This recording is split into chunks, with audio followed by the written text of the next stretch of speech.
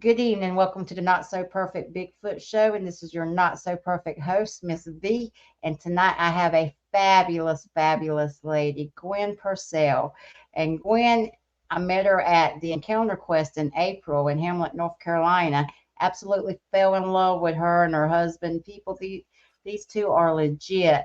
Gwen does do a lot of things with her research. She actually goes around the East Coast, talks to people. She's got her own merchandise that I'll be posting out down in the link. And what I really love about Gwen is she goes out and she talks to students. She tells them to get off of that Game Boy and get out in nature.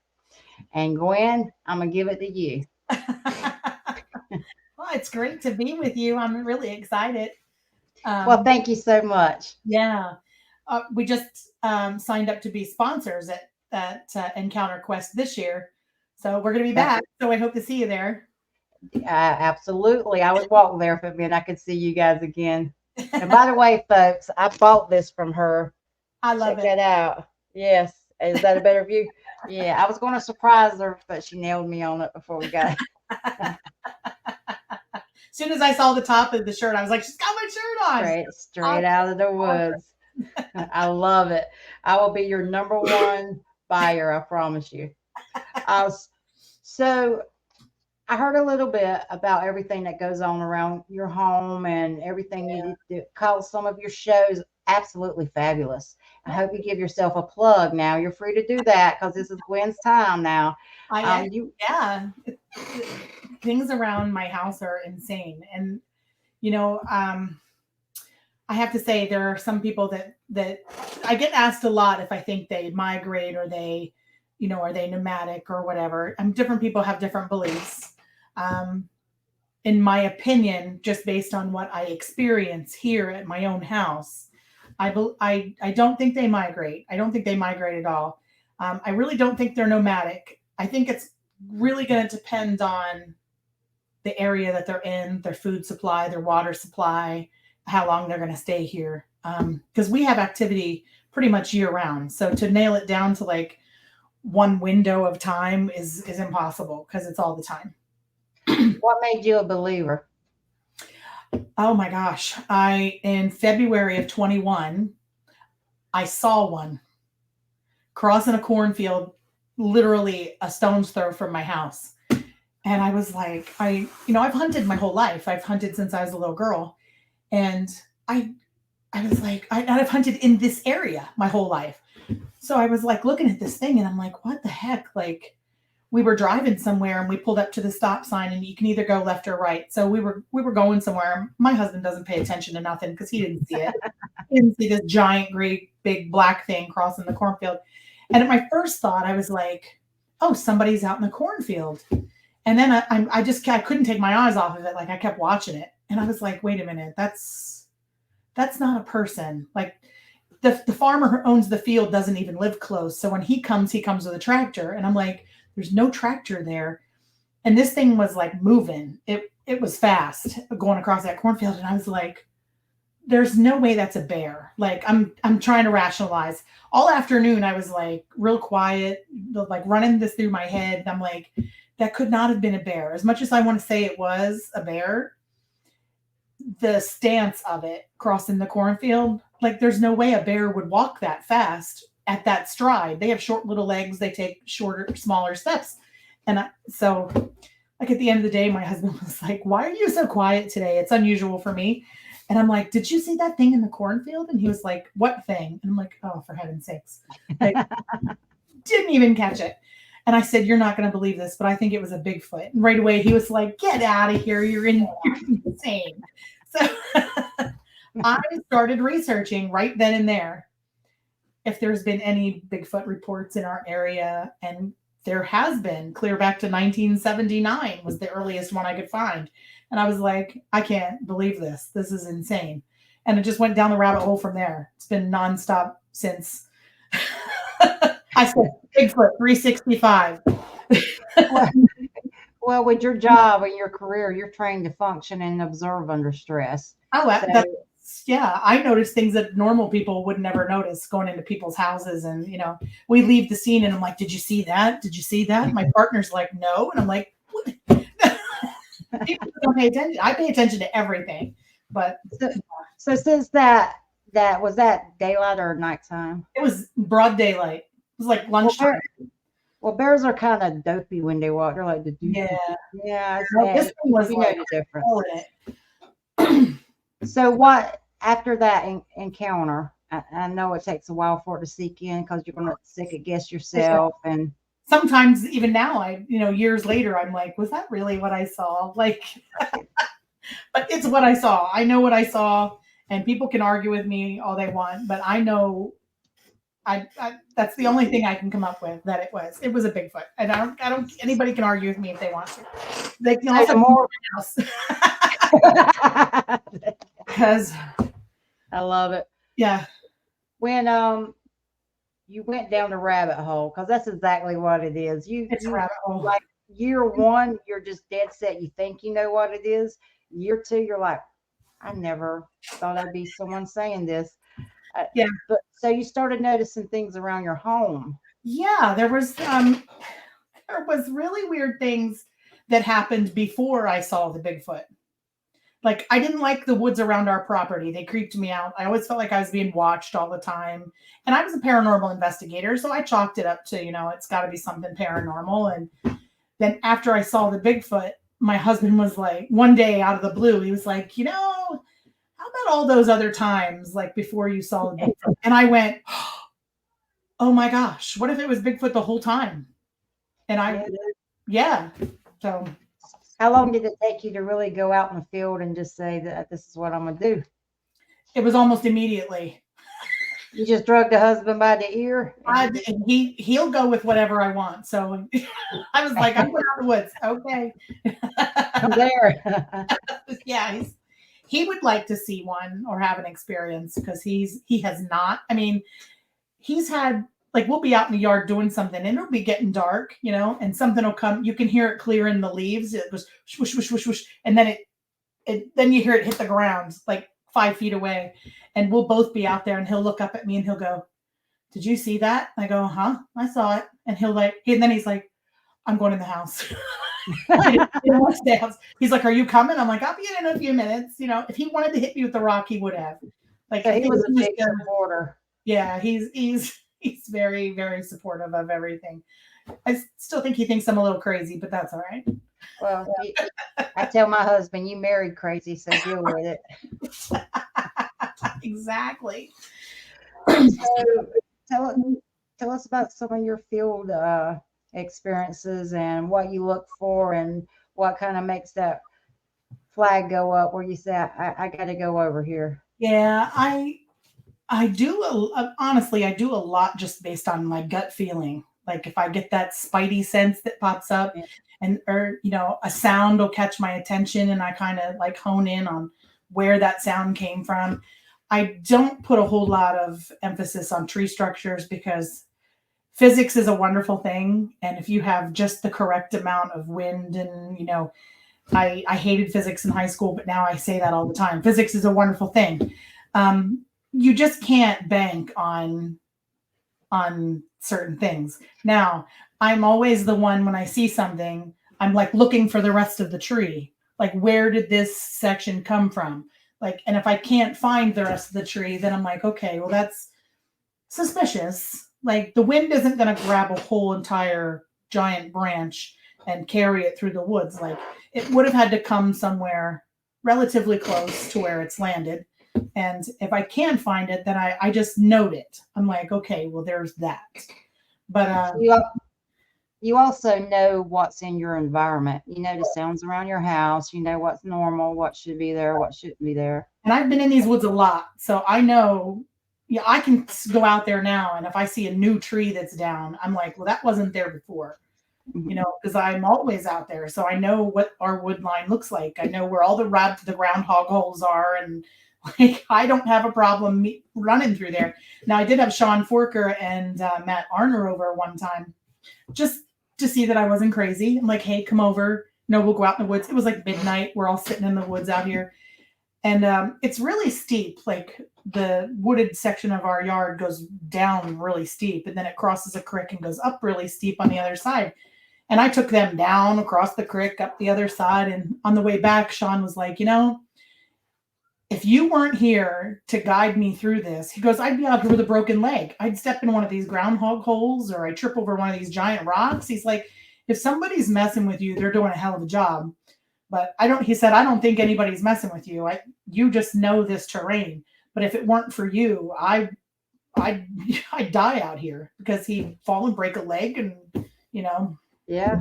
So what's the most abnormal behavior that you feel like you can contribute to Bigfoot or Sasquatch? Hmm. Sorry. No, there's just so much. I think probably the weirdest thing that I've personally experienced was them. I actually caught something looking in my bedroom window. And when I say I caught something, I don't know. I'm not going to say it was a Bigfoot, but I was home alone and I was getting ready to go to bed. I don't even remember what time it was. I think it was after 10 o'clock, I think. And I went to close the mini blind in our bedroom and I saw these two red eyes looking up at me. Wow. And I was like, but that's all. There was no body. It was just two red eyes. And I was like, what the hell is that? Like, all the lights are off inside my house. So first thing I thought is, what's making that reflection? So I'm looking all over the house for something that would be making a red reflection, and there wasn't anything. So of course I grabbed my handgun and a flashlight. I went outside, excuse me, and I started taking pictures. Like I took a picture of the window, and then I took another, kind of panned the yard and then came back to the window. And when I came back to the window, it was less than a minute, because everything gets time stamped. There was 3 muddy fingers on my window that weren't there the first picture. So in less than a minute, something put a fingerprint on my window, but I never saw anything. There was nothing there. Like, did it ever occur to you, Gwen, that you could have been a Scooby snack running out the door like? It hit me afterwards, because I did not see the handprint in the photo right away. It was like a month later. Daniel Benoit had come up to hang out with us, and I showed him the pictures, and he said, what is that handprint on your window? And I was like, what handprint? And I blew it, I made it big, and sure enough, there was 3 fingerprints there. And I was like, what? I was standing there the whole time. Like, if something wanted to get me, I was right there. Like, Could have been a Scooby snack. Oh my gosh, I had a handgun on me. I'm not afraid to use it, but I was like, what the hell? Like, it was really. Have you ever had aggression or their person, without seeing them, they can have personalities and you can pick up on that. What do you see? What's around your house? Their personalities? Are they tricksters? I know they're curious of you to look in your window. Yeah. Yeah. I don't keep that window open anymore, by the way. It's closed all the time. I don't want to know. I would have to say what's around our house is pretty, I don't want to say playful, but they're not aggressive. The night that I had Sean and Matt here and we were actually in the woods, the next morning I came out and my husband said, you see that sumac tree over there? And I'm like, yeah. And he says, that was standing yesterday. And I said, yeah, it was standing, because I have bees. I have 2 beehives, and it was down by the beehive. And this sumac tree, now it's a poisonous tree, ain't nobody going to be touching it, was bent in half, like 5 feet up. It was snapped off, and it was still green. The leaves were all green. It was a fresh break. And I was like, okay. And it was a little tense. Like, you could feel this tension in the air. And I was like, excuse me. I don't think he appreciated me bringing somebody else into the woods. You think that's a trust thing? Because there's some people that just want to track them and kill them. Some people that just go in and totally ruin their habitat because they don't leave it better than how they found it. I think here at this house, I think it's I don't want to say a relationship, because I really I don't know how they operate. I don't know how they work. I have not heard them speaking in some weird language or anything like that. But I think they're comfortable watching me because I think they've been doing it for a long time. But I think they were not happy that I had a group of people out there. They don't mind if I go out there, but they didn't appreciate me bringing somebody else. So I have never taken anybody else into the woods since then. Not directly around our house. I have not done that.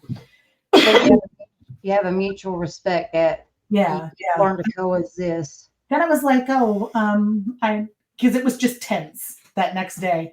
And I was like, I was sitting out in the patio and I was like, I think I'm going to go in the house. Like it was that tense. Like you could have cut the air with a butter knife. I was like, I'm just going to go in the house and sit because I'm not comfortable out here right now. Over a couple of days that all went away and everything was fine. But like I had Jessica Mora here this past June or July. And she spent the night here and we hung out. And we did go in, not down into those woods, but we did go into some wood lines. And we had stuff thrown at us. And I heard it coming, like I heard it clearing the leaves and it hit the ground. And I just sat there and I waited to see if she noticed it. And she sat up and she pointed and she was like, oh. I'm like, yeah, that's like, I'm not crazy. They're throwing stuff at us. That's. You think they're more threatened by males than the females you bring on your property? I do. I think so. Because they didn't, like, I did take Jessica into a patch of woods adjacent to those woods, but we didn't take her down there. And they didn't seem to care about that. So I think maybe it was because she was a female. They were like better, I don't know, better about it. But my girlfriend, Carrie, used to come here. You've met Carrie. Her and I used to camp in the yard in tents.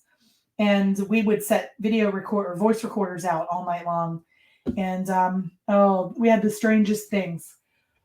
We've heard footsteps walking around our tents. The one night was really crazy. I actually heard giggling.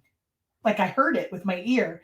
And I thought, oh, Carrie must be her husband was with her. And I was like, they must be talking. And she laughed. And I just kind of rolled over and went back to sleep and was like, didn't give another thought about it.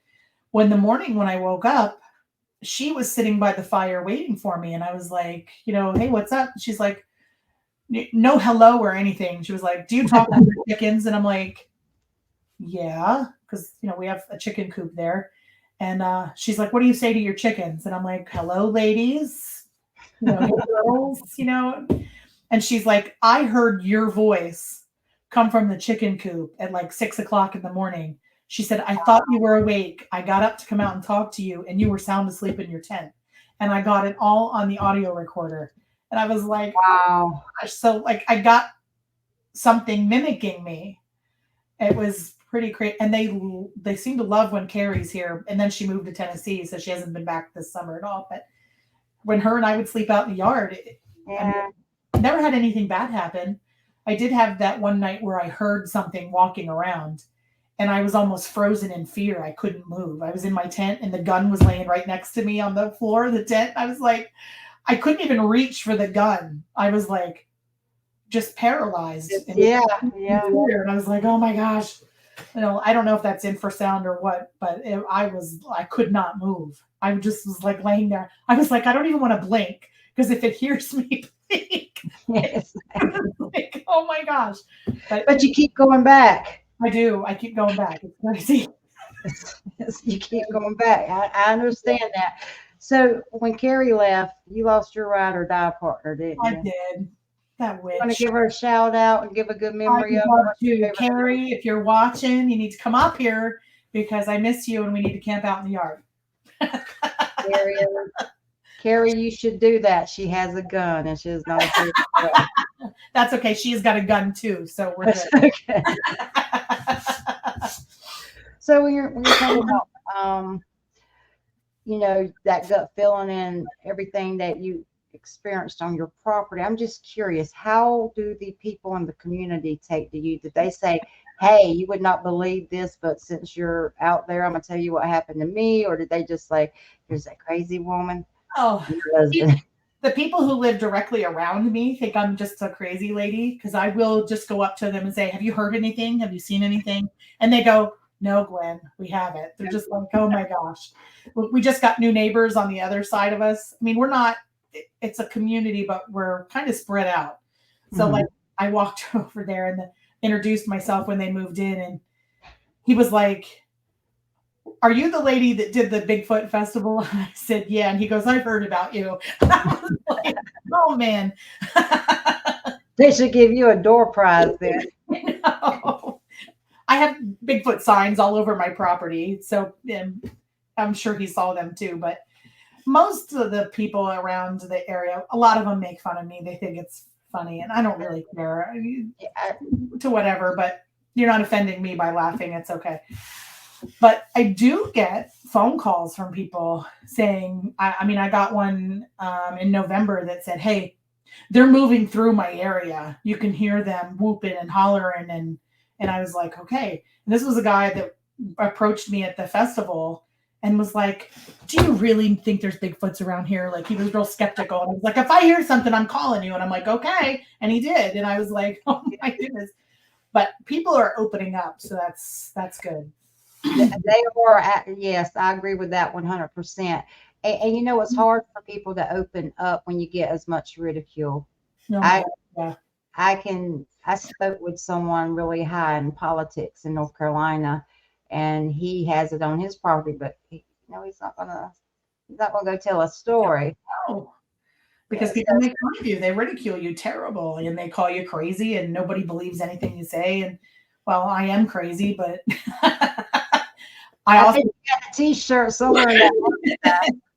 I also don't make things up, and I hate hoaxing and lying. So, like, if I'm ever somewhere and I catch somebody hoaxing something, I will beat the hell out. No, not really beat the hell out of them, but It's okay. You in the woods, girl. It don't apply. And I start yelling and screaming and telling them to get out, and I will blacklist them everywhere. I'll be like, watch out for this person because I caught them doing this. And it also gives a bad name to people that are genuinely going out there and trying to follow through with an experience they have, and that just totally just destroys the whole community sometimes. And then you get the people like the well-known people that hoax. Like, I don't know for sure the Todd Standing thing or any of that. I don't know him personally. I've never spoken to him. I have heard that he hoaxes things. I've heard all the stories. And people have said to me, "Why don't you interview him on your show?" And I'm like, because I don't I don't want to even be associated with that. Like, even if if he comes on my show, he better be prepared, because I'm not going to be nice. I'm going to say, "Hey, did you do this?" Let's just flat out get it out in the open, let's have an honest conversation about it. But he's not going to be honest about it if he is hoaxing things.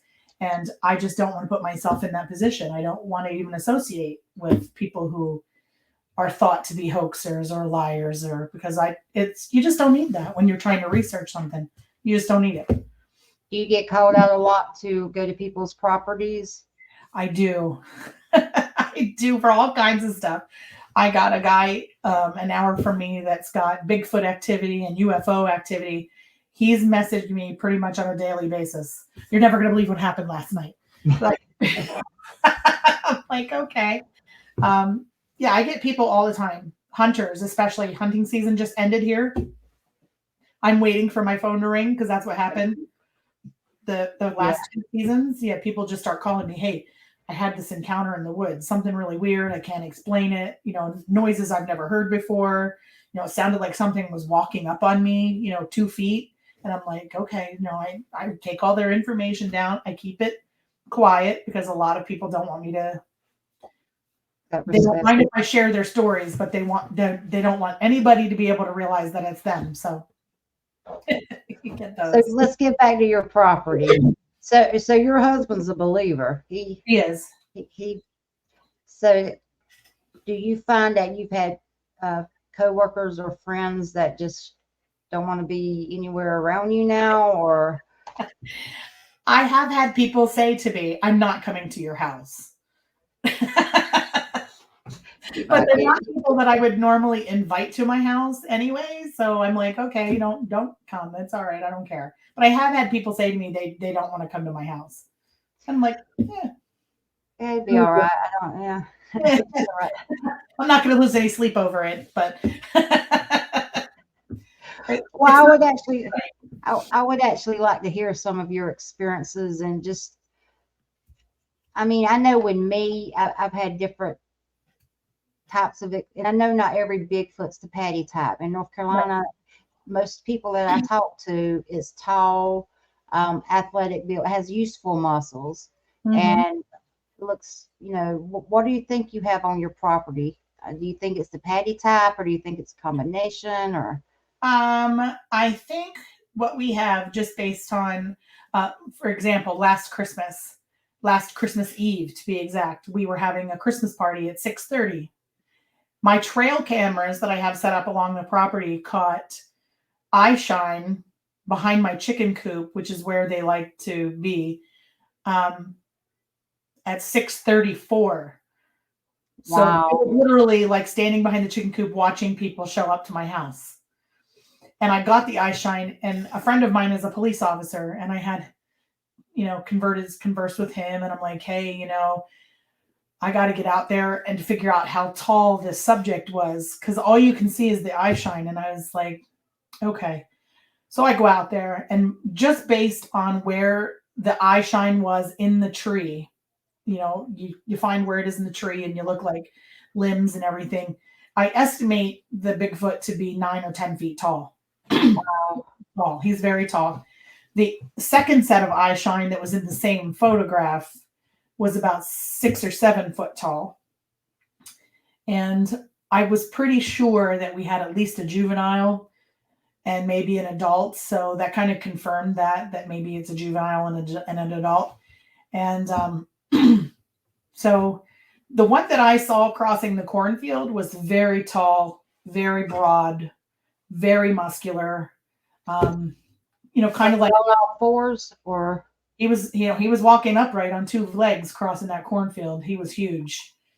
And I had seen a couple weeks later a hunter come out of the woods, and I remembered remarking how small the hunter looked compared to how big the Bigfoot looked crossing that field. And I was like, holy shnikes. Like, I think that Bigfoot was a lot bigger than I thought it was, just based on, you looked over in the same spot, this man's coming out of the woods, and you could make out that it was a man, and you could, like, just because he had orange on from hunting, so you could see that he's coming out from hunting, but you're like, he's teeny weeny. And this giant Bigfoot that I saw was huge. Like, that really put it into perspective when I saw that guy come out of the woods hunting, and I was like, oh my gosh. So I think they're very big here. And I've had other people say that have seen them, that it was very large and black. Do you find a change in their behavior when hunting season comes? Because I'm thinking people are all in their, areas, and yeah, and they've got weapons and guns. And I have not hunted for 7 years. I'd had shoulder surgery, and I don't want to. And then a year or two ago, I had a second shoulder surgery. So I'm like, I just don't want to, and I just can't kill anything now. I'm just like, what? I can't. I'm like, how did I kill deer before this? I don't even know. But Bigfoot's ruined me for hunting. But I don't even hunt anymore. But I think they get, I don't want to say more aggressive, but I think they get more protective. Protective is a good word. Yeah, because now you've got all these guys out there in the woods. They've all got guns, and I think they get more protective of themselves and their young or their area. And so, like, I have hunters say that they hear, crazy noises in the woods, and I'm like, well, he's probably trying to get you out of there. He wants you to leave. Oh, yeah, you're in my home. Yeah. Ever talk to hunters that have their deer disappear after they shoot them, or there anything abnormal like that? Just recently, as a matter of fact, a hunter called me and asked me if I thought a Bigfoot would take off with his deer because they couldn't find it. They found blood. They followed this blood trail, and then there was a big spot of blood where obviously it had laid there. But when they went to find it, it was not there. they had the big pool of blood, but no animal. And he was like, somebody who thought, Bigfoot, I was crazy. So I think it took a lot for him to call me, but he was like, do you think Bigfoot would take my deer if I shot a deer? And I'm like, oh, probably, it's easier than trying to catch it and kill it himself. So yeah, I would think they'd be a predator of opportunity. People think they're crazy until they need you, don't they? Yeah, exactly. Then they're like, well, she's right. Now, do you have a lot of small game around your house, or do you think they just deplete the Oh no, food supply? got some squirrels that run around in the woods. I've seen a chipmunk.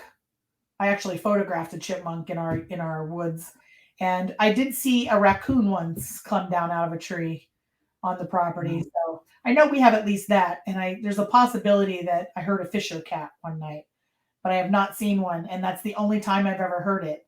It sounded like a woman screaming, and it was the night that Sean and Matt were over, that I took them out into the woods. We heard this god awful screaming, and we all ran to the woods to see what it was. And as soon as we got to the wood line, the screaming stopped, and I have never heard it again.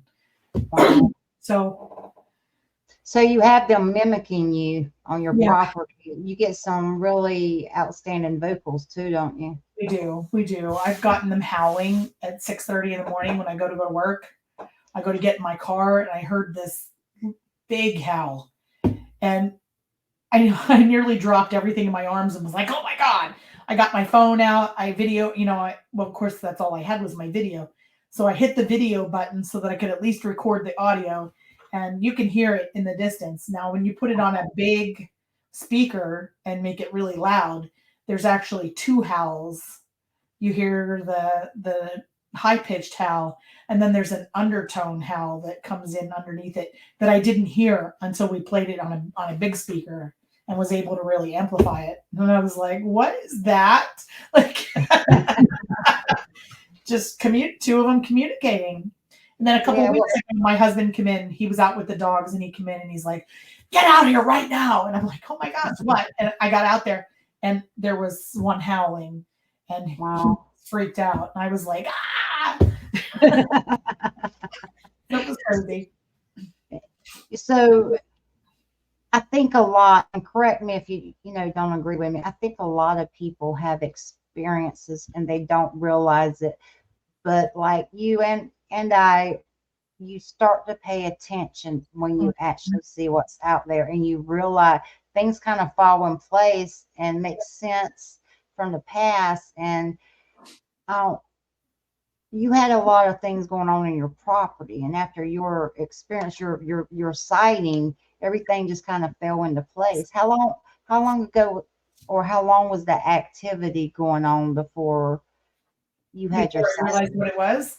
Mm-hmm. I moved into this house in 2017 with my husband when we were still dating, and it was immediate that I felt like I don't know how many times I said to him, the woods creep me out. Like, I don't want to go down there. I begged for him to move the chicken coop because I didn't want to be down there at the wood line because it was creepy and I didn't like it. And of course, moving the chicken coop was out of the question. We weren't moving the chicken coop. It's like an act of God to move that thing. And I literally was like broke down and crying. I don't care, I just drag it through the grass with the truck. And he's like, you're going to tear up all the grass. I don't care. Like, wow. Yeah, it was immediate that I was like, these woods, I just don't know. And even the neighbor kid said to me years ago when he was outside playing, he always felt like something was watching him too. And I was like, okay, well, and again, I was a paranormal investigator. So I was thinking paranormal stuff, right? And then I saw the Bigfoot, and a couple weeks later, my husband was like, what if it's been Bigfoot this whole time? And I'm like, oh, wow. That's when you start thinking back and you're like, oh yeah, I remember when I heard that or when this happened. And then you're like, oh crap. Like, and they never mess with your chicken or any livestock? Oh no, they attacked the chicken coop. I've lost several chickens. Yeah. You go down there and just put your foot down and say, "Hey, not today, not my I chicken." fixed the chicken coop very quickly. Um, and the sad part is that I was so like I came home from work and a chicken was out in the yard, which they have a fully enclosed pen. There's even a roof over it. So I was like, how the hell did she get out? So I get down there, I get her back in the pen, and I start to do a walk around to see where she got out. And I walk to the side, and the whole bottom is pulled out. And it's like heavy fencing, and it's stapled in there with these U-shaped tacks you got to beat in with a hammer. And it just looked like somebody put their fingers in between them and just pulled it out. And I was like, what the hell would do that? You And know then now. I went around the back side and it's chicken wire across the top. And it literally was just undone and rolled back like a tuna can lid, like a sardine can. And I was like, what the hell? Like it wasn't torn up, it wasn't destroyed, it was just rolled back. I literally rolled it back and stapled it back in place. Went and got more U-shaped tacks, fixed the bottom, and I was like, raccoons are not I don't think they'd be strong enough to get their fingers in there and pull that out like that. Those were in there. And to roll the chicken wire fencing, just roll it back. I was like, what the hell? And the chickens and some of my chickens were gone and their feathers were everywhere. And I was like, oh, something that I've gone through. I still do that. If it could have been a bear, I don't think so. Like, I think you would have pulsable thumbs to do. A bear would have just ripped it apart, right? It would have just tore everything to hell. This was like, it was just weird. Like I fixed it in 5 minutes, no problem. Wow. Do you think the dynamic of the relationship you have with them and their behavior changed once they realize, hey, she knows we're here? I do, I think. Because I'm not afraid to go into the woods anymore. So I have gone out there already and just sat. Just find a tree, sit down, just be very quiet, just pay attention to, whatever's around, birds and squirrels and whatever. And it's been really relaxing and I still feel like I'm being watched, but it's not as creepy as it once was. So nothing aggressive has happened to me here. So, well, Gwen, you're like live TV for the Bigfoot. I currently have 44,000 photos to go through on my game trail cameras. And I don't know when I'm going to get the time to go through all of those, but I have 2 cameras out there. They each have a camera card, and there were 22,000 pictures. Wow. Each card when I just pulled them last week. I was like, I don't have time to go through 22,000 photos on one card. Like, so wow. I need like a quick vacation so I can just do that. Yeah. Well, that's where hubby earns his keep. You just right. Look at this. You can see anything. Well, he seems to be as excited as you are. I know when I met you guys, at the conference that back in April, he was really excited about it and was, chiming in with his own, stories. Yeah. And he's really funny because we'll be at festivals and conferences, and I have a clothing brand called Got Knockers, and people look at him like he's some kind of pedophile or something. And because they're like Got Knockers, and you see him standing there, and I hear him 9 million times going, "It's my wife's brand. It's my wife's brand." Because people are just like, well, that's kind of creepy. They see this guy standing there with this Got Knockers stuff, and they think he's talking about boobs, and he's like, "I'm not talking about boobs." That's what crossed my mind the first time. I was like, and then you popped up, and I'm like, oh, okay. Okay. Yeah, it's really funny. I find him doing that a lot. I hear, and every time I hear him say it, I just chuckle because I think it's funny. So can you, when you're on your property, not to change the subject, because I have so many questions that, I think you're fabulous and what's going on your property is out. And I like the way you treat people too. So do you think that Well, let me ask you this. Have you lost any more chickens after you discovered what was on your property? Just that one time. I haven't had Just that one time. anything happen to them since then. Do you find that their energy or the energy you feel around your property changes with certain events or certain, like if a storm comes through, do you ever find anything where they left you something to say, okay, we're okay, we're here? Or, I get golf balls a lot on the property, which is kind of weird because we got golf balls. I would find golf balls on the property before I even saw Bigfoot for the first time. And I was never a believer of Bigfoot before having that sighting in the cornfield. And I used to think, who the hell is playing golf around here? Because the golf course is 2.5 miles away. I'm like, I don't think squirrels or raccoons are dragging those golf balls for 2+ miles. I just don't see that happening. And then, and then Bigfoot happened, and I was like, I wonder who's bringing me golf balls because I think I know now who's bringing the golf balls. But what do you Jessica, think? Jessica, when she was here, when we went in our walk in the woods there on my property, we found the remains of one of my dead chickens, and around it were 5 golf balls Wow. laying there. Yeah, because Wow. I was telling Jessica about the golf balls, and so we were walking around in the woods, and I'm like, "There's feathers here," and then there was the dead carcass of the chicken, and I'm looking around, and there's 1, 2, 3, 5 golf balls. Oh my god! Like it's crazy. Wow. Yeah. Now, were the golf balls laid out in a certain way, or were they scattered, or? Scattered around. There didn't So look what do like you? any pattern or anything to them. They were just kind of scattered there. So all this time they were playing, I'll give you a golf ball for your chicken, and you didn't even And I didn't even know it. didn't even know it. Wow. Yeah, it's crazy. How do What you think they? How What's do you even think they more survived funny? the horde? Go Go ahead. ahead. No. No, you go ahead. What's funny is I find that we have a rooster, and he's an asshole. In fact, I call him asshole all the time.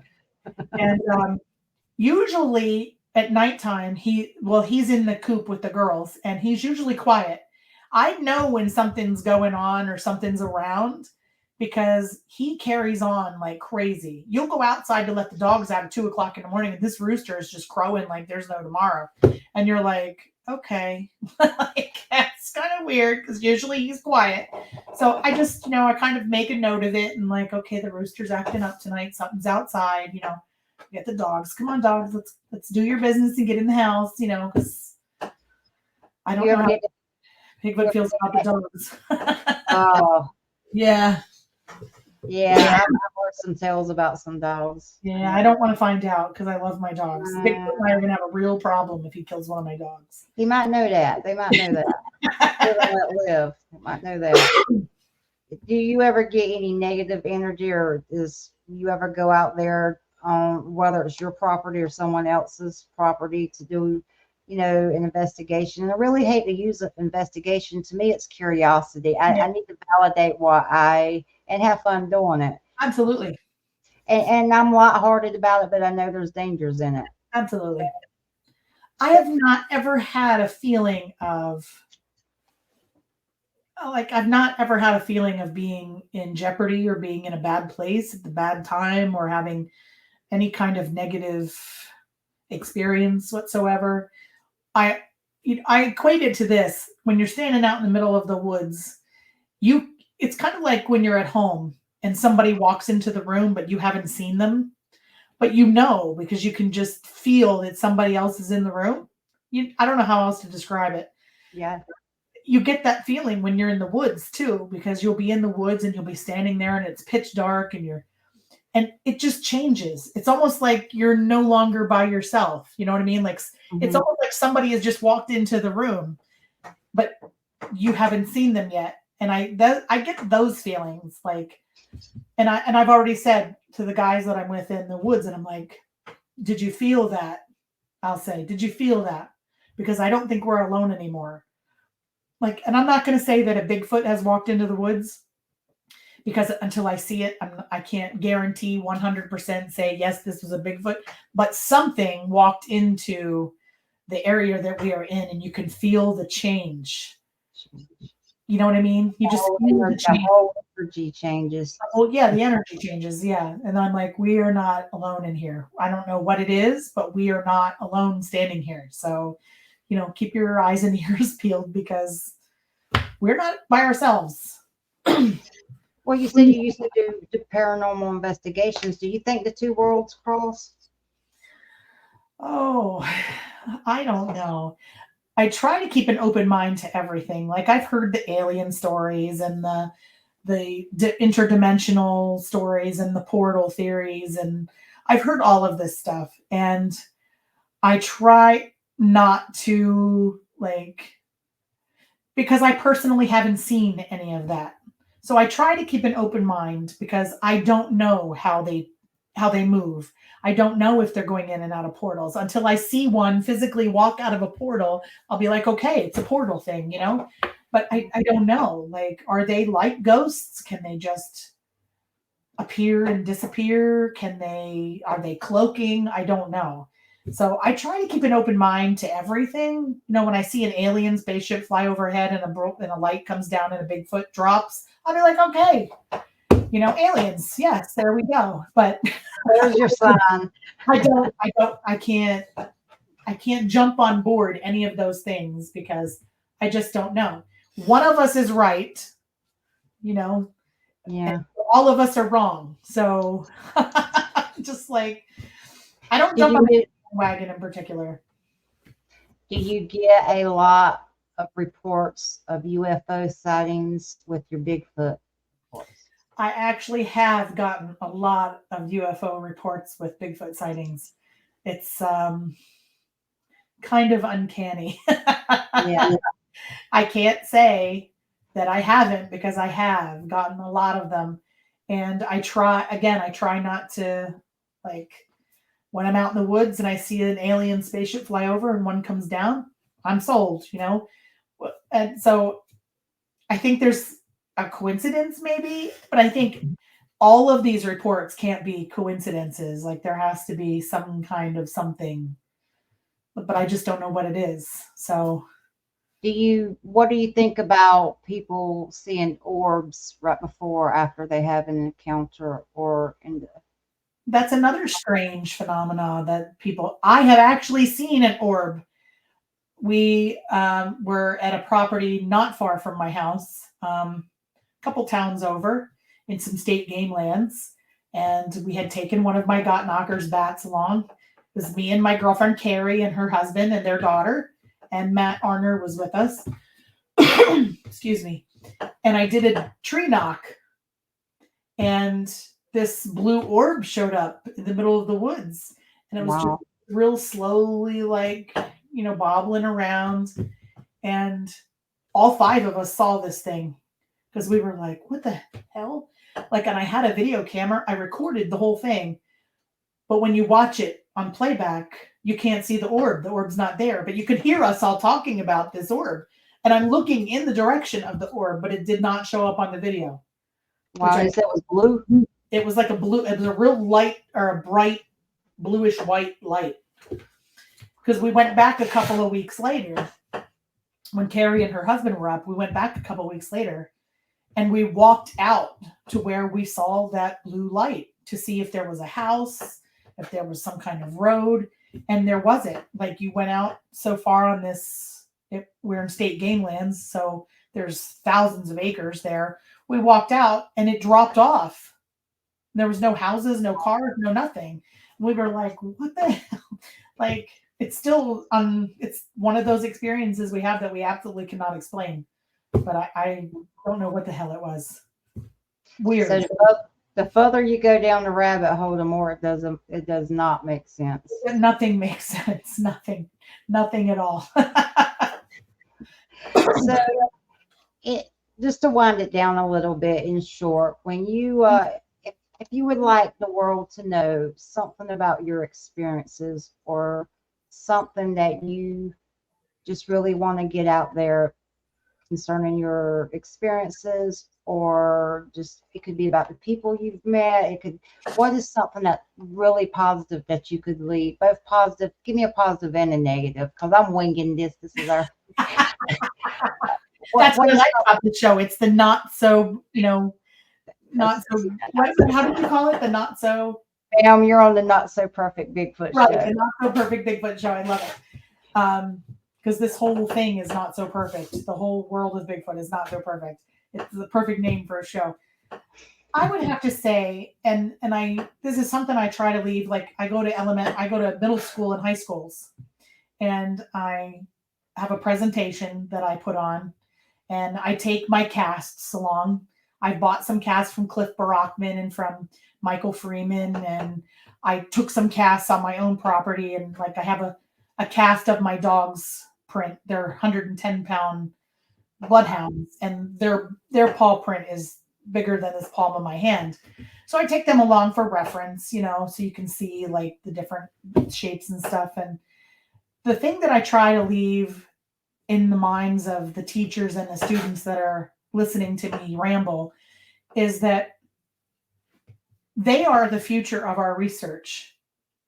When we all get old and we pass away, if we don't get these kids interested in the research, everything we do, everything we've done, all of the thoughts and the consensuses and everything that we've drawn and come up, whatever conclusions we've come up to it dies with us.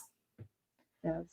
So my thing is to get, and not just students and little kids, but people of all ages, get them out from behind the TV and the electronics and the game systems and get them excited and get them interested. Because when I'm in the woods and I see a deer, I still get excited. You know what I mean? I'm like, oh my gosh, did you see that deer? Like, it's awesome. And I think you use Bigfoot to get them interested. And I think once you can get them out and get them into the woods and they can see all kinds of things and hear all kinds of things, and I think you'll spark some kind of excitement in them that maybe will continue on. So research is, and I drive this home, research is super important, because without research, we're never going to get the answers. And without people coming forward to report their sightings and their encounters, no matter how strange or weird it is, we can't map like where they're living or how they're traveling, or are they nomadic? Are they migratory? Are they this? Are they that? How do they reproduce? We can't come to any of those answers unless people come forward and talk about their strange experiences. So that's. And people always need someone to come to. Mm-hmm. And it is a really scary and uncomfortable feeling when you first admit to the world, I believe. So. Very much so. I try to give people a safe place, because I'm the crazy Bigfoot lady. That's the first thing I tell people. Like a new employee starts at work and I'm like, hi, I'm the crazy lady that works here. And they laugh and I tell them, yes, I believe in Bigfoot. And, I always have something Bigfoot on. It's usually a hat. When I'm at work, I wear my hat. I have got my Bigfoot earrings in. It always sparks up 9,000 conversations everywhere I go. I walk through Walmart. Some lady's like, oh, I like your earrings. And I'm like, well, I researched Bigfoot. And they're like, you do. It just opens the door to conversation. And then I hand out a lot of business cards that way in the hopes to get people to, say, hey, I was out hunting last week and, I heard this or this happened. And, you said you researched this kind of stuff and I'm coming to you, and, if they don't want me to share, I don't share, but I do record the information and I document it on my maps and I try to come up with some kind of theory. Well, let's have a raw moment. What's the most negative part about going out and in the Bigfoot world in general? The most negative thing, I gotta say, it's other researchers. I mean, you can scroll on Facebook at any given moment and somebody is ripping somebody apart because they don't believe in whatever this person said, or it's not. You have people that believe a certain thing and that's just the law. And I'm like, how do you know that? Because none of us know that. Like, you can't say you know that because none of us do. And it just, it blows my mind how closed off some people are. And if they don't agree with you, it turns into this giant, great big argument. And I'm not here to argue with people. I'm here to figure out what the hell's going on.